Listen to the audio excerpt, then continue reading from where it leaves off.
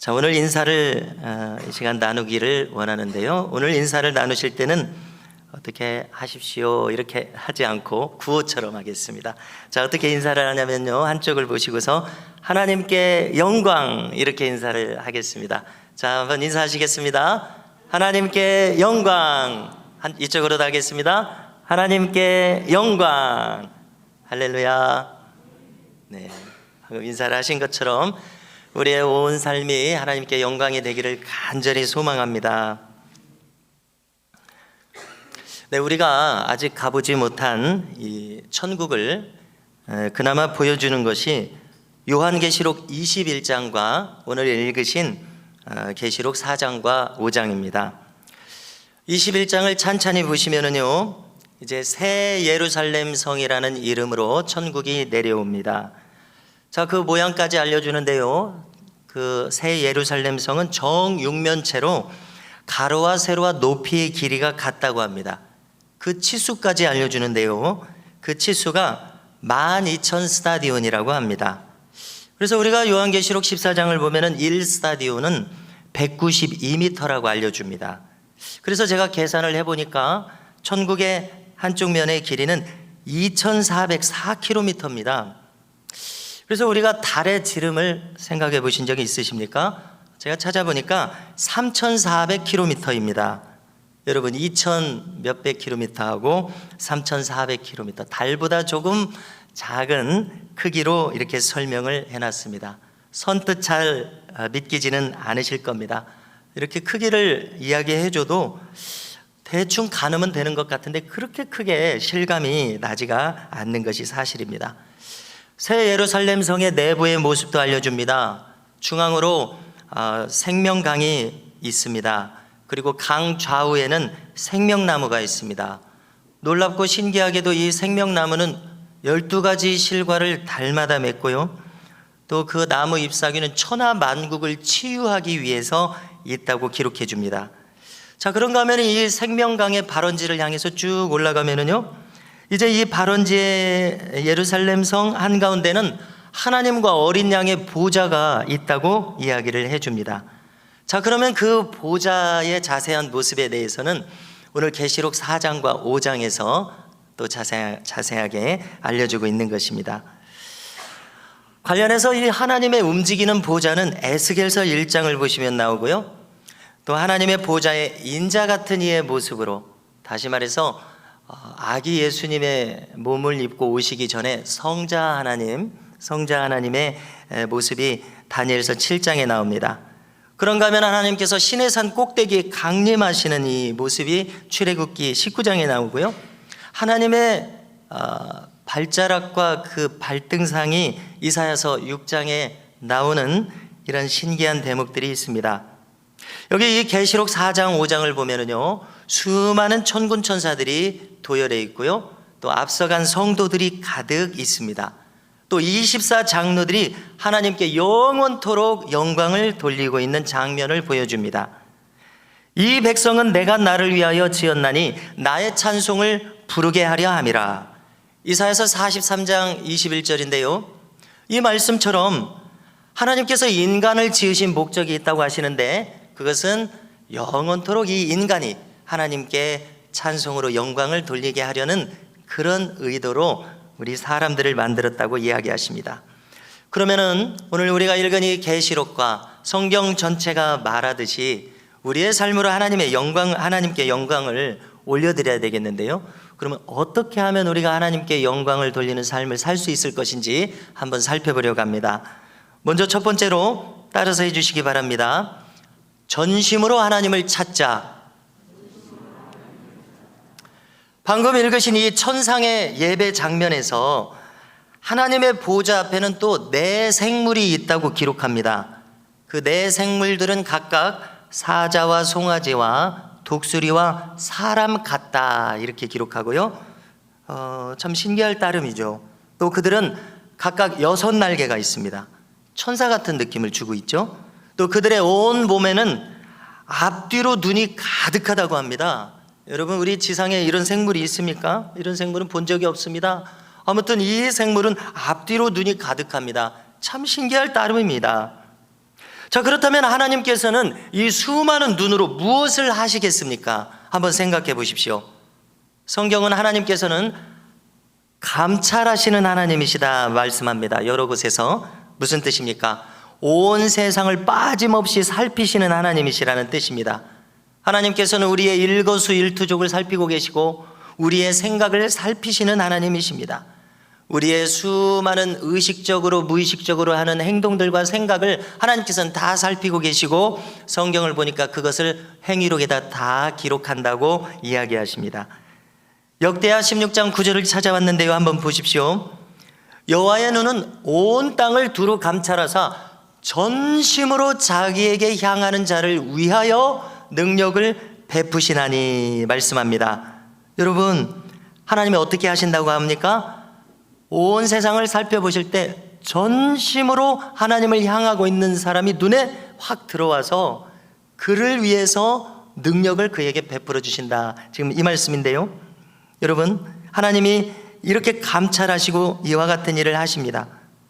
여러분, 우리의 지난 신앙생활의 경험을 돌이켜 보십시오. 우리가 만일 가만히 있다면 아무 일도 일어나지 않습니다. 특별히 하나님을 향해서라고 생각할 때 우리가 가만히 있으면 하나님과 나 사이의 관계에서 아무 일도 일어나지 않는 것, 여러분 경험하지 않으셨습니까? 가만히 있는 사람이 하나님의 뜻을 알 수는 없습니다. 그런 식으로 작동하는 것이 아닙니다. 그분의 눈에 띌 수가 없습니다. 자, 우리가 성경에서 많은 인물들이 있습니다. 나다나엘을 한번 생각해 보십시오.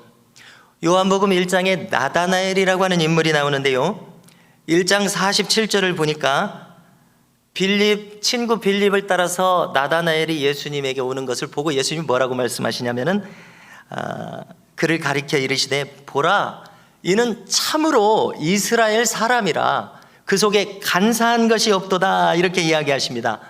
그러니까 나다나엘이 예수님 앞으로 나오다가 이렇게 말씀하시는 것을 자기가 들었습니다. 이렇게 듣고서 깜짝 놀라는 겁니다. 여러분, 왜 깜짝 놀라겠습니까? 자기가 간사하게 살고 있지 않다는 것은 자기밖에 모릅니다. 다른 사람이 그걸 어떻게 알겠습니까? 자기가 간사한 사람이 아니라는 것 자기밖에 알고 있는데 어떻게 이것을 예수님이 어떻게 지금 생면부지 처음 본 이분께서 이것을 어떻게 아실까? 너무나 깜짝 놀란 겁니다. 그래서 그 다음 성경을 보니까 묻습니다. 아니, 어떻게 나를 아시나이까? 나 자신에 대해서는 이 세상에서 나밖에 모르는데 어떻게 당신이 나에 대해서 이것을 알고 있습니까? 이 얘기입니다. 그러니까 예수님께서 대답하시기를 네가 무화과 나무 아래에 있을 때 보았노라, 이렇게 하십니다.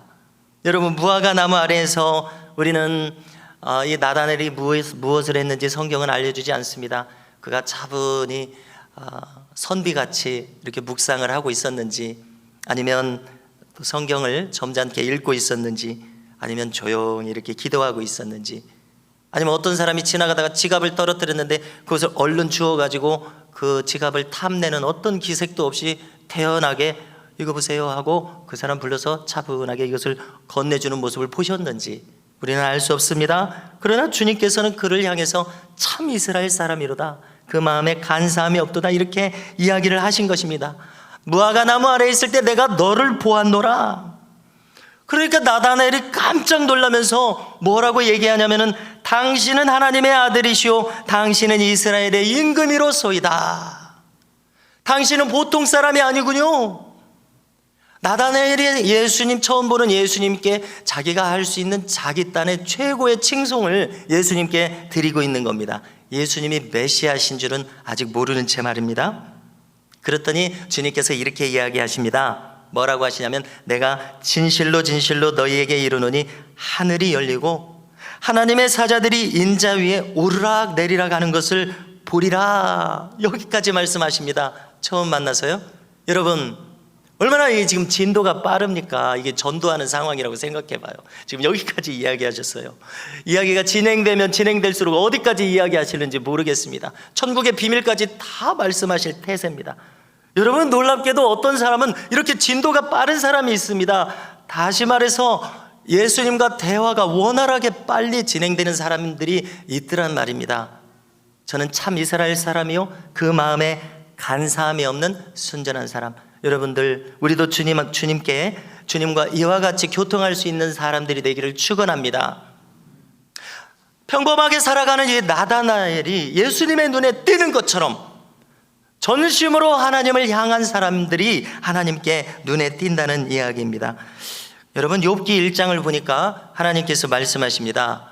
사탄에게 이렇게 이야기하십니다. 내 종 욥을 유의하여 보았느냐. 하나님께서 온 세상을 보니까 하나님 보시기에 욥이 눈에 띄는 겁니다. 여러분, 왜 그런지, 왜 그랬는지도 기록해 주시는데요. 욥은 온전하고 정직하였더라. 그는 하나님을 경외하였더라. 그리고 결정적으로 뭐라고 얘기하시냐면 그는 악에서 떠난 자이니라. 여러분, 하나님이 나에 대해서 이야기하실 때 그는 악에서 떠난 자이니라. 여러분, 인간에게 대해서 이만큼의 칭찬이 어디 있겠습니까? 그런데 이것을 사탄에게 이야기하는 것입니다. 우리가 잘 아시는 대로 사탄은 인간을 참수하는 데 있어서 전문가입니다. 하나님도 우리를 다 아시지만 사탄도 우리를 다 알고 있어서 우리가 무슨 잘못을 하면서 살아가는지를 다 알고 있어서 하나님한테 그것을 다 일러 바친다는 이야기입니다. 그런데 하나님께서 욥에 대해서는 사탄 앞에서 자랑스럽게 내놓을 수 있는 그런 놀라운 인물이었습니다. 네가 욥을 유의하여 보았느냐? 그와 같이 악에서 떠난 자가 없노라. 그와 같이 나를 경외하는 자가 없노라. 정말 이렇게 함께 생각해 보니까 욥은 정말 대단히 훌륭한 인물이었습니다. 아니나 다를까 욥기 1장과 마지막 장을 보니까 하나님께서는 정말 사람에게 그렇게 복을 주실까 할 정도로 엄청난 복을 부어주시는 그런 인물 아닙니까? 또 우리는 사무엘이 경험한 것도 한번 살펴보겠습니다. 사무엘상 16장을 보니까 이새의 아들들을 찾아왔습니다. 하나님께서 누군가를 기름 부어서 이제 사울은 버리셨고 새로 이 왕을 세우시기 위해서 이새의 집으로 가라고 그랬습니다. 자, 이새의 아들들이 쭉 도열해 있습니다. 첫째 아들 이름이 엘리압입니다. 사무엘이 이 엘리압을 보니까 뭐라고 속으로 이야기하냐면, 오라, 여기 기름 부어 세울 왕이 있구나, 왕의 후보자가 있구나, 이렇게 이야기를 합니다. 그러자 하나님께서 그의 심중에 말씀하시기를 뭐라고 말씀하시냐면 이렇게 말씀하십니다. 아니다, 내가 이미 그를 버렸노라. 그의 용모와 키를 보지 말라. 여러분, 정말 놀랍지 않습니까? 사무엘이 봤을 때 이렇게 훤칠하고 잘생긴 사람이 없습니다. 정말 왕감이라고 생각했을 것입니다. 그런데 하나님께서 보시는 것은 달랐습니다. 그가 어떻게 살아왔는지를 이미 훤히 알고 계시기 때문에 이미 그는 왕이 될 수 없다는 것을 하나님 말씀하셨습니다. 이렇게 7째 아들까지 쭉 내려갔는데 왕이 될 만한 인물이 없습니다. 그런데 이 집안에 왕이 될 만한 인물이 있다고 그랬거든요. 다른 아들은 없습니까? 그랬더니 양을 치고 있는 아들이 있다고 합니다. 얼른 그 말째 아들을 불러오십시오. 그 말째 아들이 옵니다. 그가 오는 모습을 보니까 그의 모양이 어떻게 생겼냐면은 얼굴이 불구적적합니다. 왜냐하면 들에서 햇빛 아래서 양떼를 쳤기 때문에 얼굴이 타서 그렇습니다. 그런데 그의 눈빛이 살아있다고 합니다. 그리고 종합적으로 얼굴이 아름답다고 합니다. 아마 얼굴에서 광채가 나고 얼굴이 밝게 빛나는 그런 모습을 이야기한 것이라고 생각을 하게 됩니다. 하나님께서 말씀해 주십니다. 이가 그니 기름을 부으라.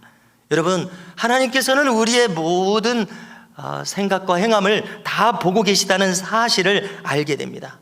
어쩌면 그가 양떼를 칠 때 아무도 보고 있지 않아도 그가 어떻게 하는지, 그가 얼마만큼 성심껏 하는지, 그가 얼마만큼 양떼를 위해서 희생하는지 하나님께서는 다 보고 계시다는 것입니다. 관련해서 누가복음 16장 10절이 떠올랐는데요, 한번 읽어드리겠습니다. 지극히 작은 것에 충성된 자는 큰 것에도 충성되고 지극히 작은 것에 불의한 자는 큰 것에도 불의하니라. 할렐루야. 우리 주님의 말씀인데요, 우리가 이 주님의 이 소중한 말씀을 들을 때 우리의 옷깃이 여며지게 되는 것을 느끼게 됩니다. 성도 여러분, 역대하 16장 9절에서 어떻다고 했습니까? 여호와의 눈은 온 땅을 감찰하신다는 이야기입니다. 그리고 전심으로 하나님을 찾는 자를 하나님께서 찾고 계십니다. 성도 여러분, 바라기는 저와 우리 모든 교우들께서 이렇게 하나님의 눈에 띄는 자가 되실 수 있기를 주님의 이름으로 축복합니다. 왜냐하면 하나님께서 그를 기뻐하시기 때문에 그렇습니다. 하나님께 기쁨이 되는 자가 되고 싶지 않으신 분 이 자리에 계십니까? 누구라도 하나님께 기쁨이 되는 자가 되었으면 하는 그런 소망을 안 가지신 분은 아무도 없으실 것입니다. 그러면 하나님의 눈에 띄면 무슨 일이 일어납니까? 그에게 능력을 부어주신다고 합니다. 그에게 능력을 부어주시면 그는 그 능력으로 하나님을 기쁘시게 하는 자가 되어서 결국 그는 하나님을 영화롭게 하는 자가 된다는 이야기입니다. 우리의 모든 삶이 이처럼 펼쳐지기를 간절히 소망합니다. 두 번째로 역시 따라서 하시기 바랍니다. 나는 천국에서 파견된 자다. 여러분 이렇게 믿으십니까? 나는 천국에서 파견된 자다. 우리 권사님께서 아멘 하셨어요. 정말 큰 믿음이십니다. 아이고 목사님 듣자마자 마음에 큰 부담이 됩니다. 어렵습니다. 어떻게 제가 천국에서 파견된 자입니까? 그런 엄청난 사람입니까? 이런 생각이 드시는 분 없으십니까? 여러분 어려운 이야기죠. 내가 이 땅에서 지금 발을 디디고 살아가고 있는데 내가 천국에서 파견된 자라니, 여러분 이것처럼 엄청난 이야기가 어디 있습니까? 그러나 성경은 우리가 이런 사람으로 부름받았고 이렇게 살아가야 한다고 이야기를 하고 있다는 말입니다. 성경을 볼 때는 이것이 사실인데 실제로 내가 이것을 이루면서 살아가고 있느냐 할 때는 이것이 어렵다는 이야기입니다. 이것을 정말 시원하게 성취하면서 살아가는 자는 드물다고밖에 우리는 말할 수가 없을 것입니다. 그러나 하나님의 말씀은 우리가 이와 같은 삶을 살아야 되고 결국 아무리 생각해보고 아무리 신앙생활을 해봐도 우리의 목적지는 이것으로 귀결된다는 것을 우리가 깨닫게 됩니다. 여러분 관련해서 오늘 말씀 10절을 읽어드리겠는데요, 하나님의 보좌 앞에서 무슨 이야기들이 오가냐면요, 예수님에 대해서 이야기를 하기를 예수님께서 피로 값주고 만 백성을 구원하셔서 그들을 사셔서 하나님께 이제 돌려드렸는데 하나님께서 이들을 어떻게 하시느냐, 그들로 우리 하나님 앞에서 나라와 제사장들을 삼으셨으니 그들이 땅에서 왕노릇 하리도다 하더라. 이렇게 천구천사들이 노래한다는 이야기입니다. 여러분 이 말씀이 잘 이해가 되십니까? 다시 한번 보여주십시오. 나라와 제사장들, 지금 우리 사람들이 나라가 된다는 이야기를 하세요. 이해가 잘 되십니까? 아니 내가 나라가 된다니, 나라면은 대한민국이 나라인데 내가 대한민국 같은 나라가 되나? 여러분 그것은 아닐 것이고요. 무슨 얘기입니까? 내가 하나님의 나라가 된다는 얘기죠. 이해는 잘 되지 않지만 나라는 이 한 사람을 하나님의 나라를 삼으신다는 얘기입니다. 다시 말해서 나를 천국으로 삼으신다는 얘기입니다. 하나님의 뜻은 나의 온 마음과 육신이 천국 자체가 되기를 원하신다는 것임을 우리가 쉽게 이해할 수가 있습니다. 잘 납득은 안 되지만 분명히 이 말씀은 그 말씀입니다. 자, 그래서 말씀을 드렸습니다. 나는 천국에서 파견된 자다. 이게 그 뜻이다. 이렇게 말씀을 드린 것입니다. 자, 지난 주 중에 어떤 간증을 대하다 보니까 이분이야말로 천국에서 파송된 분이구나 하는 그런 마음이 들어졌습니다. 그 간증을 잠시 나누려고 하는데요, 이분의 이름은 우리 한국인입니다. 최의숭 장로님이라는 분인데요, 이분이 쓴 책이 있습니다. 하늘경영이라는 책이 있습니다. 이분은 서울의 그 화양동의 화양감리교회에 다니시는 장로님이시고요, 이분은 중소기업가인데 15개 정도나 되는 자동차 부품 회사를 그룹으로 가지고 계신 분입니다. 대의 그룹이라고 뭐 크게 알려진 것 같지는 않은데 이 회장이십니다. 이분이 책에서 무엇을 기록했냐면요, 우선 이분의 성장 과정을 보니까 처음부터 이렇게 부유한 분이 아니었습니다. 정말 어렵게 성장하고 고학으로 대학을 나온 그런 분이었고요, 가까스로 이제 대기업에 들어갔었습니다. 그래서 이제 성실하게, 정말 성실한 분이다 보니까 임원까지 승진을 했습니다. 그런데 이분의 삶에 굴곡이 닥쳐왔는데요, 이분 친구가 작은 중소기업을 하고 있었는데 돈을 빌려준 것입니다. 그런데 친한 친구였는데 이 친구가 잠적을 해버렸습니다. 부도가 나서. 여러분 어떻게 이런 일을 당합니까? 그래서 그 회사를 가봤습니다. 가봤더니 무슨 생각이 들어지냐면 그럼 자기가 이 회사를 인수를 해야 되겠다는 생각이 들어졌습니다. 그래서 대기업 임원을 은퇴를 하고 이 회사를 꾸려가는데 놀랍게도 하나님께서 그분에게 축복해 주셔서 무려 이 자동차 부품 납품하는 회사를 15개나 인수를 하게 돼서 이런 큰 그룹을 이루게 된 것이었습니다. 그런데 이분에 대해서 놀라운 것은 여기서부터입니다. 이분은 도대체 어떻게 신앙생활을 하시는 분인지, 자기가 은퇴할 때까지 아주 어려운 곳에, 도시가 아니라 아주 어려운 곳에 교회를 100개를 짓겠다는 그런 뜻을 가지셨던 겁니다.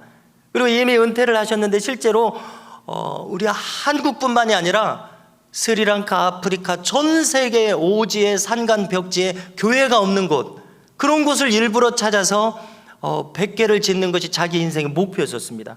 여러분, 어떻게 이런 목표를 가지신 분이 있는지 정말 놀랍기만 합니다. 그런데 은퇴하실 때까지 그 목표를 이루셨습니다. 그리고 자기 자식들에게 회사를 다 나눠서 줬습니다. 나눠서 주면서 또 자식들에게 당부한 말이 또 정말 상상이 안 갑니다. 너희들 이제 죽을 때까지 교회를 1000개를 짓고 올라오너라. 그래서 천국에서 만나자, 이런 얘기를 하셨어요. 그리고 이분은 아직 안 돌아가셨는데 은퇴하고 난 다음에도 이 일을 멈출 리가 없잖아요. 그래서 이제 돌아가실 때까지 또 100개를 짓는 것이 자기 목적이라는 겁니다. 여러분, 정말 놀랍지 않습니까? 어떻게 이런 분이 있습니까? 우리 한국교회에 정말 이런 놀라운 분도 있는 것을 발견하는데요. 그래서 이 간증을 들으면서 저는 생각했습니다. 이분은 정말 이 천국의 소망으로 이 마음이 가득 찬 분이시겠구나. 교회를 세우시는데 설이나 추석 때 그 연휴를 이용해서 그 나라에 가서 교회를 세우는 겁니다. 그러면 한번 생각해 보십시오. 평소에도 그 계획을 짜고 평소에도 연락을 하고 그래야 되잖아요. 그러니까 이분은 1년 365일 이렇게 교회를 짓는 일에 헌신되어 있으실 수밖에 없구나 하는 그런 생각이 들어집니다.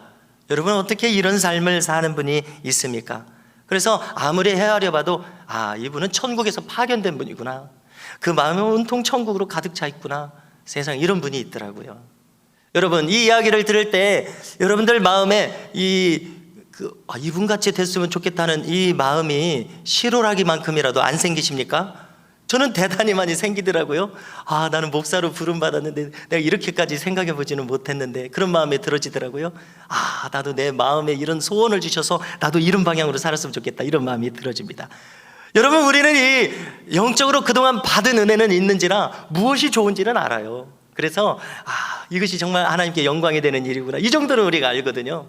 여러분, 방금 이렇게 이러한 내용을 나누면서 우리 모두도 내가 천국에서 파견된 자로 살아야 되는구나 하는 이 부르심을 느끼시고 이 부르심에 아멘하시고 이 소망을 가지실 수 있기를 주님의 이름으로 축원합니다.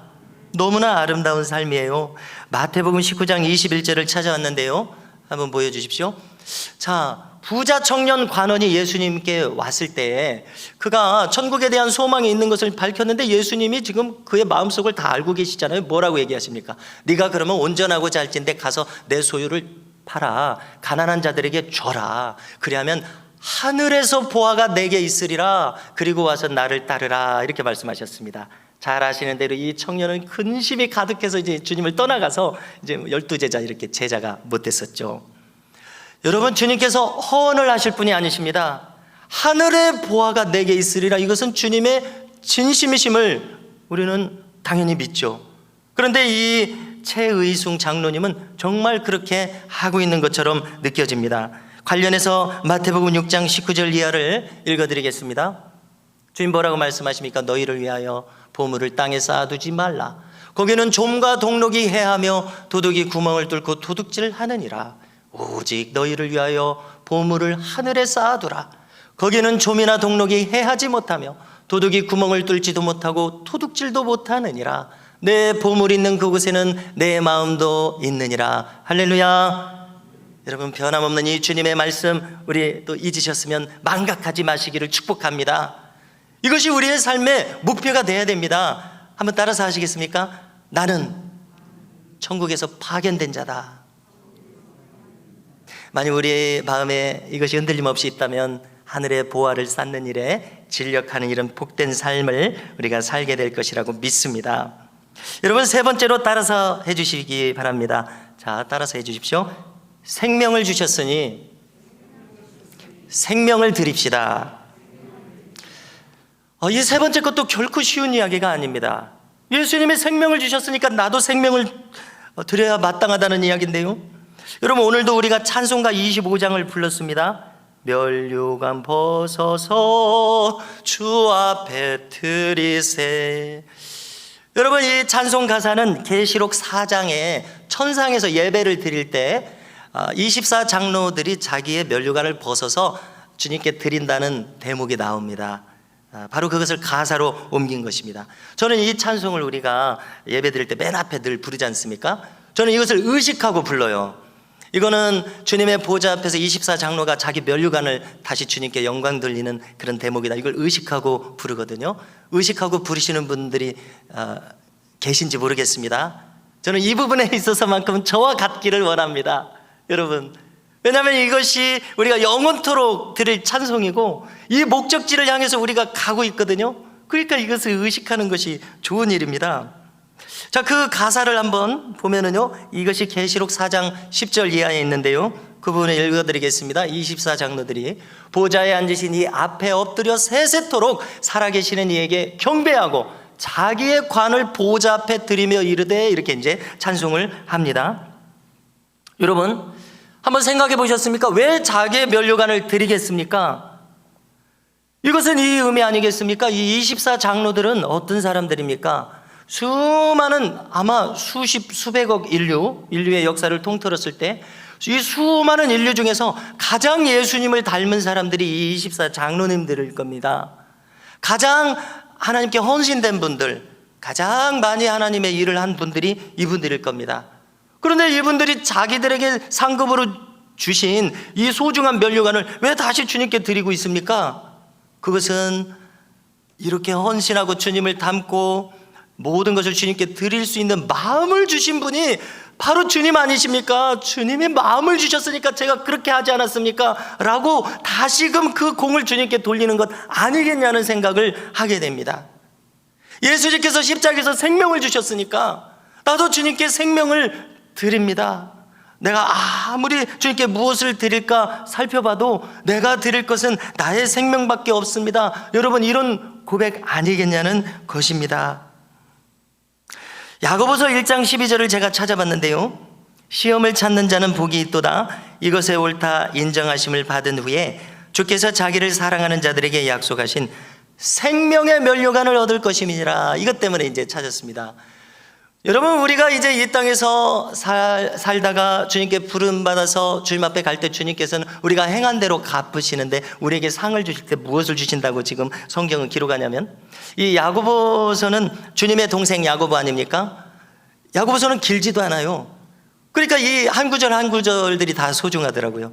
이 야고보 사도가 깨달은 것은 결국은 우리가 받을 것이 무엇인가? 생명의 면류관이라는 겁니다. 요한계시록 2장 10절도 보니까 보여주십시오. 네가 죽도록 충성하라. 그리하면 내가 생명의 면류관을 내게 주리라. 자, 우리 주님이 말씀하신 겁니다. 계시록의 7교회 성도들은 이 자리에 있는 우리들도 다 해당되죠. 자, 우리에게 주님이 주실 것이 무엇이라는 얘기입니까? 생명의 면류관이라는 얘기입니다.